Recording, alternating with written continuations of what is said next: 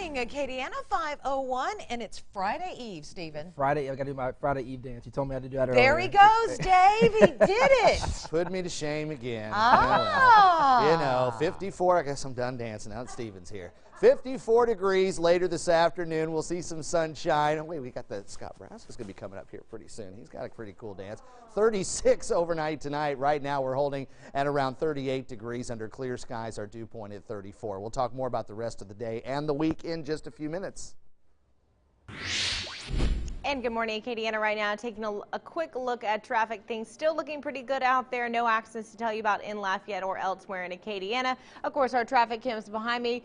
A few more cars on the road this morning. Of course, as we get closer to the 7 o'clock hour, that tends to happen. A lot of people going to work and school early this morning on this Friday Eve. We will keep you up to date on traffic this morning, as well as any breaking news happening in Acadiana and around the world.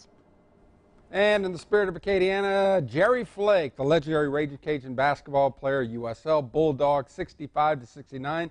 Big jersey being retired Saturday night. We're going to talk about Jerry. Plus, in about 2 hours, hour and a half, Tom Cox, one of his assistant coaches, will join us. He'll talk Jerry Flake. And Dave, if you're going to do it, you got to do it right. This. We call it the Bruce. Back to you guys. Okay, let's get into our big three stories for this December the 12th, 2013. Steps toward a bipartisan budget agreement could begin as early as today. Details coming up. 2 bank robberies in Acadiana Wednesday, 1 in the Hub City, bringing the total of high-profile robberies to 21 in 3 weeks. A closer look in a bit. And the search continues for the suspects in the other bank robbery that happened in Acadia Parish. The Church Point Bank was robbed at gunpoint around 1:35 Wednesday afternoon. Now, soon after, shots were fired and the SWAT team was called in, surrounding a nearby home on South Vista Street. It turned out the home was vacant, and the suspects from the bank robbery are still on the loose. The second bank robbery under investigation is in Lafayette, and it makes 21 high-profile robberies in the Hub City in the past 21 days. It happened Wednesday afternoon at a Mid-South bank on Hyman Boulevard.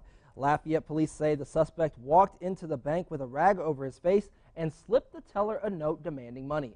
The suspect got away with an unknown amount of cash. If you know who this man is, call Lafayette police. A vote could come as soon as today on a 2-year bipartisan budget compromise that has the goal of averting government shutdowns. Criticism of the proposal has been bipartisan as well. Some conservatives say it increases spending. Liberals don't like that the measure does not include an extension of benefits for the long-term unemployed. Still, passage is expected. From the KATC Weather Lab, here's Dave's forecast. Clear skies here in Acadiana and here in the Hub City. We've dropped down to 38 degrees for our morning temperature. Dew point 34, humidity 86%. Got a bit of a breeze now out of the north-northeast at around 10 miles per hour. Our visibility looking fine. It's 46 over New Orleans and 38 degrees in Baton Rouge, down to 32 in Alexandria. And that cold air continues to slide southward behind a weak frontal boundary that is passing off toward our southeast. Ridge of high pressure, though, rebuilding. We've got some very cold air again. Upper Midwest, Great Lakes, down to the Ohio Valley. Temperatures in the single digits this morning. That cold air continues to advance southward. So even with some sunshine mixed in with a few high, thin clouds today, I think temperatures are still going to stay below normal, only reaching the low to mid 50s for your high. So after a start in the 30s, the ridge is going to start to move out of the way. Again, some high, thin clouds should stream across the area by the afternoon, but we'll reach the low 50s. And then overnight, we'll go partly to mostly clear skies. Then tomorrow, it looks like the clouds will start to roll back in. Low pressure developing here over the plains, the ridge moving out of the way. More of a southerly flow will kick in, and that'll bring in some moisture. So a couple of isolated showers possible late Friday, but it looks like Friday night into early Saturday will be the best chance for rain. 54 your high today under sunny skies. We'll see our winds out of the north at 10. Tomorrow up to 63 with a chance for rain developing in the afternoon. 70% chance for rain Friday night, ending Saturday afternoon, and then turning cooler again for the second half of the weekend with a high near 50 on Sunday. 38 now. It's 5:05. Mamou Elementary School is closed today while city workers replace a leaking water line. Mayor Ricky Fano says about 400 residents between 1st and 5th Streets will be without water during the one-day project. Mamou Elementary will be open tomorrow. Students at Truman Early Childhood Center, meanwhile, will not have class today. Because of a problem with the heating system, faculty and staff are to report for a normal workday.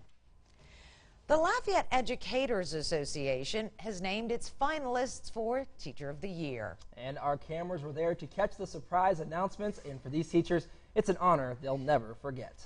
One of the 16 finalists for the LEF. Cheers, tears, and everything in between. As the 16 finalists for the LEF Teacher of the Year were surprised in their classrooms throughout the day. I'm honored to even have been nominated, and to be this part is, I'm humbled, actually. Very humbled. Career Center cosmetology teacher Kevin Smith had a different take on what he thought was going on. See, I really thought y'all were visitors coming in from another school to just take a look at the program, because there's constantly visitors coming in and out. So I have no idea. I'm still like shocked. For these finalists, they say it's the students who enrich their lives and couldn't imagine doing anything else. My children motivate me, and for them to say thank you in this way is very, very special. We'd like to congratulate you on being one of our 16 finalists for the 2014 LEF Teacher Award. Wonderful kids every day, and I couldn't ask for a better job. No way I would trade this for a cubicle and $200,000 a year. But for at least one of these finalists, this award is the crowning touch for the end of her career. This last year is very difficult in some ways because it's a bittersweet feeling, because I know this is my last time with them. But it has been such a wonderful experience for 35 years now, and this is just icing on the cake. And here is the full list of candidates and finalists, I'm saying.